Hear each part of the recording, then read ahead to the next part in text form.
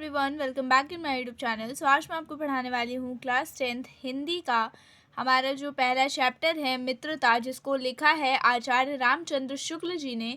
तो आज मैं आपको इसका पैराग्राफ की हिंदी बताने वाली हूँ, मतलब कि ये समझाने वाली हूँ कि लेखक ने हमको इस चैप्टर में क्या समझाया है, इस पैराग्राफ में क्या समझाया है, वो मैं आपको बताने वाली हूँ। तो वीडियो को अंत तक ज़रूर देखना। तो चलिए स्टार्ट करते हैं।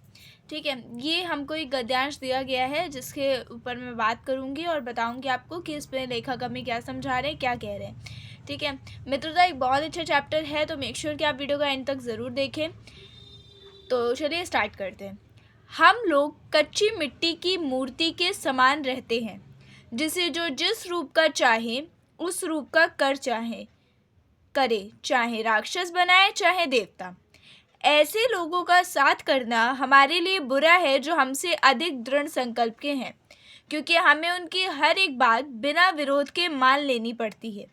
पर ऐसे लोगों का साथ करना और बुरा है जो हमारी ही बात को ऊपर रखते हैं, क्योंकि ऐसी दशा में ना तो हमारे ऊपर कोई दबाव रहता है और ना हमारे लिए कोई सहारा रहता है। ठीक है, तो फ्रेंड्स, मैं आपको बताती हूँ कि इसमें लेखक हमसे क्या कह रहे हैं। तो देखो, लेखक का कहना ये है कि जब व्यक्ति जो होता है वो जैसे अपने घर की सीमाओं से बाहर निकलता है, मतलब वो अपने घर से बाहर निकलता है इस समाज में और इस समाज को देखता है, तो क्या होता है कि उसका जो आचरण होता है वो उस समय एक कच्ची मिट्टी के प्रकार होता है। जैसे जो कच्ची मिट्टी होती है तो उससे जैसे कुम्हार लोग कुछ भी बना लेते, चाहे तो वो दिया बना ले, चाहे तो वो सुराही बनाए, चाहे वो मटका बनाए, चाहे वो कुछ भी बनाए। तो उस टाइम पे कच्ची मिट्टी कैसी होती है, कच्ची मिट्टी का वो चाहे दिया बनाए, फिर दिया को हटा के वो उसी मिट्टी का सुराही बना ले, सुराही हटा के वो चाहे तो मटका बना ले। तो उस टाइम पे कच्ची मिट्टी ऐसी होती है कि वो चाहे जिस भी रूप में उसे ढालें वो कच्ची मिट्टी तुरंत ढल जाती है।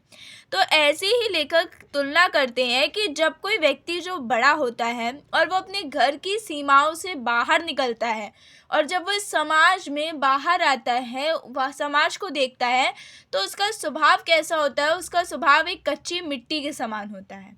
और उस कच्ची मिट्टी में क्या होता है, उस मिट्टी को चाहे तो इंसान क्या कर सकता है, देवता का भी स्वरूप दे सकता है, यानी मूर्ति भी बना सकता है, और चाहे तो इंसान उसे राक्षस का रूप भी दे सकता है। तो कच्ची मिट्टी को हम किसी भी प्रकार से ढाल सकते हैं।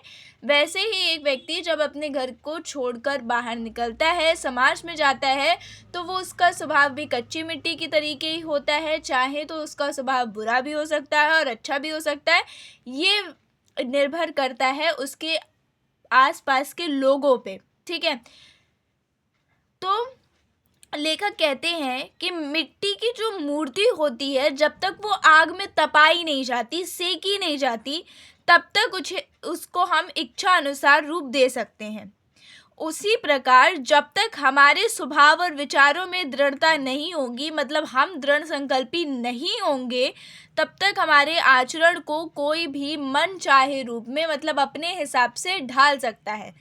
चाहे तो वो हमारे आचरण को अच्छा भी बना सकता है और चाहे तो वो हमारे आचरण को बहुत खराब भी बना सकता है।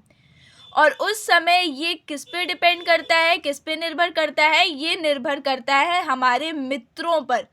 इसलिए लेखक कहते हैं कि मित्रता बड़ी सोच समझ के की जानी चाहिए, तभी वो फलदायी होती है। ठीक है, यदि हम उस समय अच्छी बातों का प्रभाव पड़ गया हमारे ऊपर, तो हम देवता के समान सम्माननीय हो जाएंगे, मतलब पूजनीय हो जाएंगे। और वहीं अगर हम बाहर निकले समाज में, जब हमारा स्वभाव एक कच्ची मिट्टी के समान है और हमारे आचरण को कैसा स्वभाव मिला, हमको दुष्टों की संगति मिल गई, तो क्या हुआ कि हमारा जो स्वभाव था वो उस पर क्या हुआ, बुरा असर पड़ा। तो हमारा स्वभाव बहुत ज़्यादा बुरा हो गया।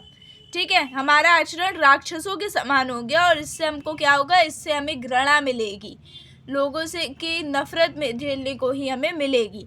ठीक है, इसलिए लेखक कहते हैं कि जो हम जब मित्रता करते हैं तो हमें अपनी मित्रता बहुत सोच समझ के करनी चाहिए।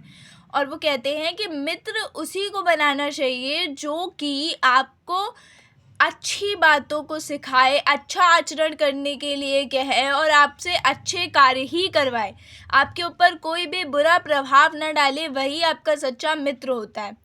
ठीक है। और इससे बेहतर है कि अगर आपको दुनिया में ऐसा कोई भी मित्र ना मिले तो इससे अच्छा है कि आप अकेले रह लो, लेकिन आप किसी ऐसे इंसान को मित्र मत बनाओ जो कि बहुत ही घृणित है या वो आपको बुरा आचरण सिखाता है, ठीक है। ऐसे इंसान की मित्रता बिल्कुल नहीं करनी चाहिए। तो उसके साथ साथ वो एक चीज़ और कहते हैं कि हमको ऐसे लोगों का साथ भी नहीं करना चाहिए जो हमारी बात को ऊपर रखें, क्योंकि ऐसा क्या होता है कि अगर हमारी ही बात को ऊपर रखते हैं तो अगर हम कोई बुरी बात करते हैं या गलत बात करते हैं तो वो हमारी बात को बिना इनकार किए वो मान लेते हैं। और ऐसी दशा तो और ख़राब रहती है कि जैसे अगर कोई इंसान जो है वो हमसे ज़्यादा शक्तिशाली है तो क्या होगा कि हम वहाँ पर अगर होंगे तो वो हमारी बात को दबा देगा, हमारी अच्छी बात को दबा देगा और अपनी बुरी बात को ही आगे रखता रहेगा और हम उसका विरोध भी नहीं कर पाएंगे। तो ऐसे इंसान का साथ भी बहुत ख़राब है और ऐसे इंसान का साथ भी बहुत ख़राब है जो हमारी ही बातों को ऊपर रखता रहे, तो वो हमारी गलत बातों को भी ऊपर रखेगा और हमारा विरोध नहीं करेगा और हम गलत दिशा में चले जाएंगे। तो मित्रों को बहुत सोच समझ के बनाना चाहिए। यही चीज़ हमें आचार्य रामचंद्र शुक्ल जी समझाने की कोशिश कर रहे हैं इस गद्यांश में। तो उम्मीद करती हूँ कि आपको समझ में आया होगा।